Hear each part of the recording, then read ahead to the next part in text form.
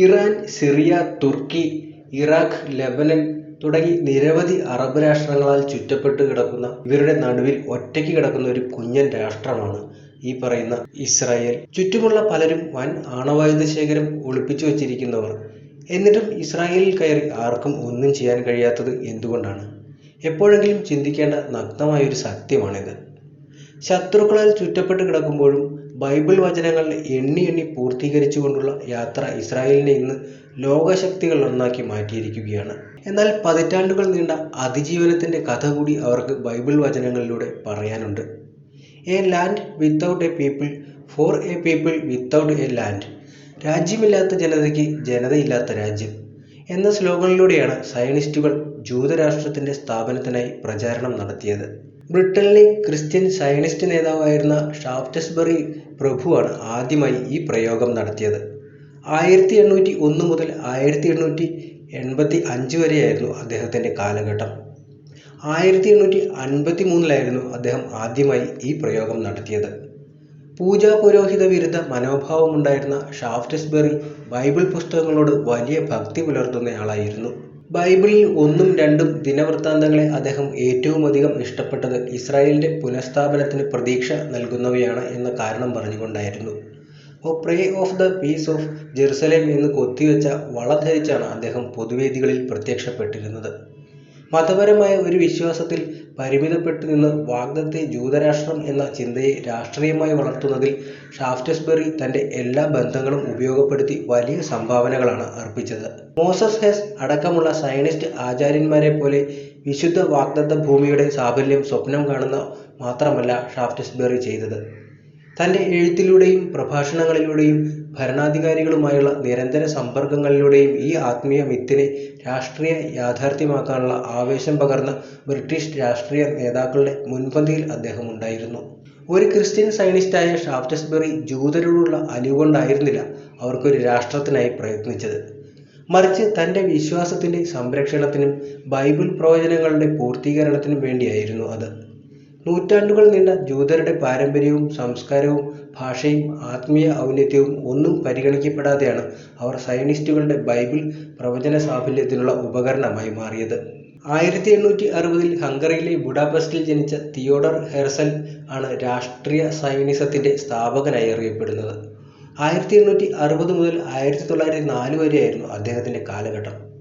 1896 അദ്ദേഹം രചിച്ച ജൂതരാഷ്ട്രം എന്ന ലഘുകൃതി ജൂതന്മാരുടെ പ്രശ്നങ്ങൾ ലോകശ്രദ്ധയിൽ കൊണ്ടുവരുന്നതിന് കാരണമായി തീർന്നു. 1897 സ്വിറ്റ്സർലൻഡിലെ വെസേലിയിൽ അദ്ദേഹം വിളിച്ചു ചേർത്ത ലോക സയനിസ്റ്റ് പ്രതിനിധി സഭയിൽ വെച്ച് രൂപീകരിക്കപ്പെട്ട വേൾഡ് സയനിസ്റ്റ് ഓർഗനൈസേഷന്റെ പ്രഥമ പ്രസിഡന്റായി ഹെർസൽ തിരഞ്ഞെടുക്കപ്പെട്ടതോടെയാണ് കാര്യങ്ങൾക്ക് കൂടുതൽ വേഗത്തിലായത്. ഇസ്രായേൽ രാഷ്ട്രം രൂപീകരിക്കപ്പെടുന്നതിനും 40-ലേറെ വർഷങ്ങൾക്ക് മുമ്പ് മരണപ്പെട്ട ഹെർസൽ സയനിസത്തിന്റെ പ്രചാരകനെന്ന നിലയ്ക്കും ഒരിക്കലും തളരാത്ത സാഹസികനായ സംഘാടകനെന്ന നിലയ്ക്കും ബുദ്ധിശാലിയായ നയതന്ത്രജ്ഞ എന്ന നിലയ്ക്കുമെല്ലാം ചരിത്രത്തിൽ ഇടം നേടിയ ആളാണ്. ജൂതരാഷ്ട്രം സ്ഥാപിക്കാനുള്ള ശ്രമങ്ങൾക്ക് സംഘടിത രൂപം വന്നപ്പോൾ സിയോൺ എന്ന പദം തന്നെ അതിലുപയോഗിച്ചത് ഹെർസലായിരുന്നു. ബൈബിൾ പ്രവാചകന്മാർ ജെറുസലേമിന് പറഞ്ഞിരുന്ന പേര് സിയോൺ എന്നായിരുന്നു എന്നതിന് അതിന് പ്രധാന കാരണം ചൂണ്ടിക്കാട്ടിയിരുന്നത്. പഴയ നിയമത്തിൽ 152 തവണയും പുതിയ നിയമത്തിൽ 7 തവണയും സിയോൺ എന്ന് പ്രയോഗിക്കപ്പെട്ടിട്ടുണ്ട്. ഇത് ജെറുസലേമിനെ പറ്റിയാണെന്നാണ് വ്യാഖ്യാനിക്കപ്പെടുന്നത്. പത്രപ്രവർത്തകനായിരുന്ന ഹെർസൽ ഒരു മുൻനിര ഓസ്ട്രിയൻ പത്രത്തിന്റെ പ്രതിനിധിയായി പാരീസിലെത്തിയതു മുതലാണ് സയനിസ്റ്റ് ചിന്തകൾ അദ്ദേഹത്തെ സ്വാധീനിക്കുന്നത്. ഫ്രഞ്ച് വിപ്ലവത്തിന്റെ പിതൃഭൂമിയായ പാരീസ് കുടുംബസമേതം താമസിക്കാനെത്തിയ ഹെർസലിനെ അത്ഭുതപ്പെടുത്തി ഓസ്ട്രിയയിൽ അനുഭവിക്കേണ്ടി വന്ന ജൂതവിരുദ്ധ മനോഭാവങ്ങളുടെ തിക്തഫലങ്ങളും 10 മടങ്ങ് പാരീസിലും നിലനിൽക്കുന്നുണ്ടായിരുന്നുവെന്ന് അദ്ദേഹം കണക്കുകൂട്ടിയിരുന്നു. നേരത്തെ സ്കൂൾ പഠനകാലത്ത് ബുഡാപെസ്റ്റിലെ സയന്റിഫിക് സെന്റർ സ്കൂളിൽ നിന്ന് പഠനം നിർത്തി ജൂത വിദ്യാർത്ഥികൾ കൂടുതലുള്ള മറ്റൊരു സ്കൂളിൽ ചേരേണ്ടി വന്നതും കുടുംബത്തോടൊപ്പം 1878 ബുഡാപെസ്റ്റിൽ നിന്ന് ഓസ്ട്രിയയിലെ വിയന്നയിലേക്ക് മാറി താമസിക്കേണ്ടി വന്നതും ആന്റി സെമിറ്റിസം എന്ന പേരിൽ ആ സമൂഹത്തിൽ നിലനിന്ന ജൂതവിരുദ്ധ മനോഭാവം കൊണ്ട് തന്നെയായിരുന്നു. ജൂതവിരുദ്ധ മനോഭാവങ്ങൾ അതിജീവിക്കാനുള്ള മാർഗങ്ങളെപ്പറ്റി തിയോഡർ ഹെർസൽ കൂലങ്കഷമായി ചിന്തിക്കാൻ തുടങ്ങി. ജൂതന്മാർ പാരമ്പര്യമായി തുടർന്നു പോരുന്ന മാർഗങ്ങൾക്കിപ്പുറം സംഘടിതമായി എന്തെങ്കിലും ചെയ്താലേ പറ്റൂ എന്ന നിലപാടിലേക്ക് അദ്ദേഹം എത്തിച്ചേരുകയായിരുന്നു. ഫ്രഞ്ച് ജൂത പട്ടാള ഉദ്യോഗസ്ഥനായിരുന്ന ആൽഫ്രഡ് ഡ്രേഫുസുമായുള്ള ആത്മബന്ധം അദ്ദേഹത്തിന്റെ ഈ ചിന്തയെ കൂടുതൽ ദൃഢപ്പെടുത്തുകയാണ് ചെയ്തത്. ഫ്രഞ്ച് പട്ടാള രേഖകളിൽ ആൽഫ്രഡ് ഫ്രെഡൂസ് ഒരു കുറ്റവാളിയായി രേഖപ്പെട്ടതും തുടർന്നുള്ള രാഷ്ട്രീയ വിവാദങ്ങളോടനുബന്ധമായി ആന്റിസെമിറ്റിക് പ്രക്ഷോഭങ്ങൾ ഫ്രാൻസിൽ വ്യാപിച്ചതും താൻ ഒരു സയനിസ്റ്റായി രൂപാന്തരപ്പെട്ടതിൻ്റെ പ്രധാന കാരണമായി ഹെർസൽ തന്നെ ചൂണ്ടിക്കാട്ടിയിട്ടുണ്ട്.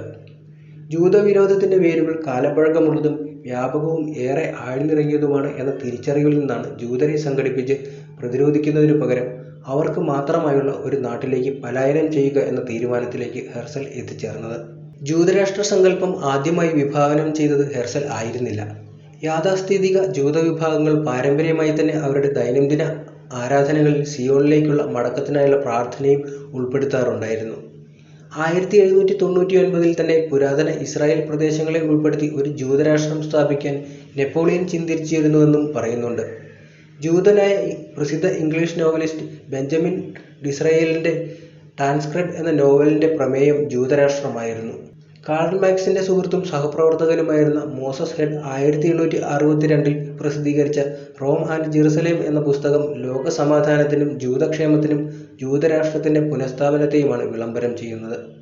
ഇതിനിടെ കിഴക്കൻ യൂറോപ്പിലെയും റഷ്യയിലെയും ചില ജൂതവിഭാഗങ്ങൾ പലസ്തീനിലെ കാർഷിക പ്രധാന മേഖലകളിലേക്കുള്ള കുടിയേറ്റത്തിനുള്ള ശ്രമങ്ങൾ ആരംഭിച്ചു കഴിഞ്ഞിരുന്നു.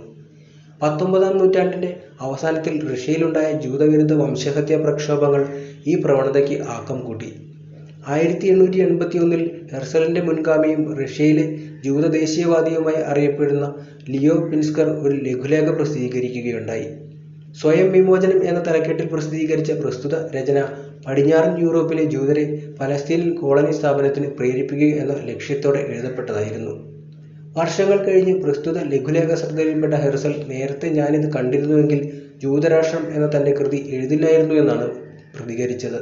ജൂതരാഷ്ട്രം എഴുതപ്പെട്ടപ്പോൾ ഹെർസലിൻ്റെ സുഹൃത്തുക്കൾ തന്നെ ഒരു ഭ്രാന്തൻ ആശയം എന്ന് വിലയിരുത്തി തള്ളിക്കളഞ്ഞിരുന്നു. എന്നാൽ കിഴക്കൻ യൂറോപ്പിലെ ജൂതവിഭാഗങ്ങൾക്കിടയിൽ അപ്രതീക്ഷിതമായ ചലനങ്ങളും സ്വാധീനവും ഉണ്ടാക്കാൻ ജൂതരാഷ്ട്രത്തിന് സാധ്യമായി.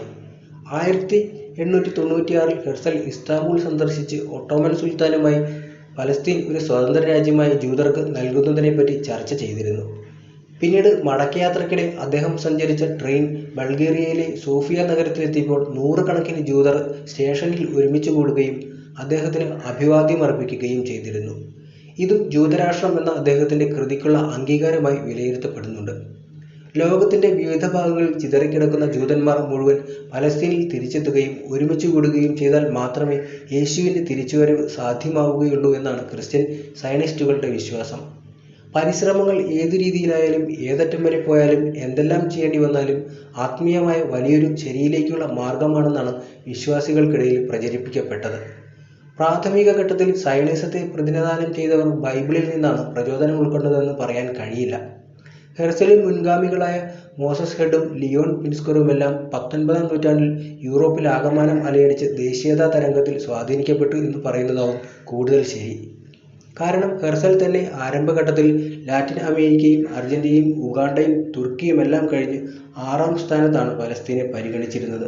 എന്നാൽ സയനിസ്റ്റ് മൂവ്മെൻറ്റുകളെ സ്വാധീനിക്കുകയും വാഗ്ദത്ത ഭൂമി എന്ന മിത്ത് ഉപയോഗിച്ച് പലസ്തീനു വേണ്ടിയുള്ള ഏതു രക്തരൂക്ഷിത പോരാട്ടങ്ങൾക്കും വേദാശയ അടിത്തറയിൽ നിന്ന് ന്യായീകരണങ്ങൾ ചമയ്ക്കുകയും ചെയ്തത് ക്രിസ്ത്യൻ സയനിസ്റ്റുകളായിരുന്നു. പ്രവചന വെളിച്ചത്തിൽ പലസ്തീൻ ജൂതരുടെ പുനഃസ്ഥാപനം എന്ന കൃതിയിലൂടെ കർത്താവും ആംഗ്ലിക്കൻ മിഷനറിയുടെ മകനുമായിരുന്ന വില്യം ഹെച്ച്ലർ ഇതിൽ പ്രധാനിയായിരുന്നു.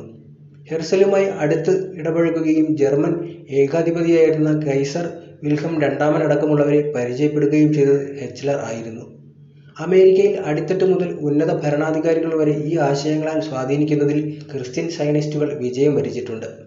പ്രസിഡന്റായിരുന്ന ഹാരി എസ് ട്രൂമാൻ ഒരിക്കൽ അദ്ദേഹത്തെ സ്വയം താരതമ്യപ്പെടുത്തിയത് സൈറസ് ചക്രവർത്തിയോടായിരുന്നു. ബാബിലോണിയൻ ആധിപത്യത്തിനു ശേഷം വന്ന പേർഷ്യൻ ഭരണാധികാരി സൈറസ് ജൂതന്മാരെ പലസ്തീനിലേക്ക് മടങ്ങാൻ അനുവദിച്ചതിനെ അനുസ്മരിച്ചുകൊണ്ടാണ് ട്രൂമാൻ ഈ താരതമ്യം നടത്തിയത്. 1909 സ്കോഫോർഡിൽ റഫറൻസ് ബൈബിൾ അമേരിക്കയിൽ പ്രസിദ്ധീകരിക്കപ്പെട്ടത്. ഫുട്നോട്ടുകളുടെ ആധിക്യം പ്രസ്തുത ബൈബിളിനെ പ്രത്യേകമാക്കുകയുണ്ടായി. ബൈബിൾ വചനങ്ങളെയും പ്രവചനങ്ങളെയും ജൂതരാഷ്ട്ര സ്ഥാപനത്തിന് അനുകൂലമായി വ്യാഖ്യാനിക്കാനുള്ള നിർദ്ദേശങ്ങളായിരുന്നു പ്രസ്തുത അടിക്കുറിപ്പുകൾ. യേശുവിൻ്റെ പ്രത്യാഗമനത്തിനു മുമ്പായി ജൂതന്മാർ മാത്രം വസിക്കുന്ന ഒരു വംശരാഷ്ട്രമായി മാറി ഇസ്രായേൽ രാഷ്ട്രം മുഴുവനും അവനെ മിശിഹയായി സ്വീകരിക്കണമെന്നാണ് ക്രിസ്ത്യൻ സയനിസ്റ്റ് പ്രചാരണം. സ്പെയിനിൽ നിന്ന് മുസ്ലിങ്ങളെ ആട്ടിയോടിക്കുന്നതിനായി ദുർവ്യാഖ്യാനം ചെയ്ത വചനങ്ങൾ തന്നെയാണ് ഇത്. പലസ്തീനിൽ നിന്ന് തദ്ദേശീയരെ ആട്ടിയോടിക്കുന്നതിനു വേണ്ടിയും ഉദ്ധരിക്കപ്പെടുന്നതും ഇതുതന്നെ. ആ കൂട്ടത്തിൽപ്പെട്ട ഒരു വചനമാണ് ആവർത്തന പുസ്തകത്തിൽ 20-ാം അധ്യായത്തിലെ 16 മുതൽ 18 വരെയുള്ള വചനങ്ങൾ. എന്നാൽ നിന്റെ കർത്താവ് നിനക്ക് അവകാശമായി തരുന്ന ഈ ജനതങ്ങളുടെ പട്ടണങ്ങളിൽ ഒന്നിനെയും ജീവിക്കാൻ അനുവദിക്കരുത്. നിന്റെ ദൈവമായ കർത്താവ് കൽപ്പിച്ചിട്ടുള്ളതുപോലെ ഹിത്യർ, അമോര്യർ, കാന്യാർ, പെരിസ്യർ, ഹിവ്യർ, ജെബ്യൂസ്യർ എന്നിവരെ നിശ്ശേഷം നശിപ്പിക്കണം. അവർ തങ്ങൾ ദേവന്മാരുടെ മുമ്പിൽ ചെയ്യുന്ന മ്ലേച്ഛതകൾ നിങ്ങളെ പഠിപ്പിക്കാതിരിക്കാനും അങ്ങനെ നിങ്ങളുടെ ദൈവമായ കർത്താവിനെതിരായി നിങ്ങൾ പാപം ചെയ്യാതിരിക്കാനുമാണ് ഇപ്രകാരം നിർദ്ദേശിച്ചിട്ടുള്ളത്. ദൈവിക വചനങ്ങൾ മനുഷ്യരുടെ കരവിരുതുകൾക്കും കൈകടത്തലുകൾക്കും വിധേയമായാൽ പരലോകത്ത് മാത്രമല്ല ഇഹലോകത്തും അതിൻ്റെ യാതനകൾ അനുഭവിക്കേണ്ടി വരുമെന്നതിൻ്റെ നേർസാക്ഷ്യമാണ് ഇസ്രായേലും പശ്ചിമേഷ്യൻ പ്രശ്നങ്ങളും ലോകത്ത് ഇപ്പോൾ ഉണ്ടാക്കിക്കൊണ്ടിരിക്കുന്നത്.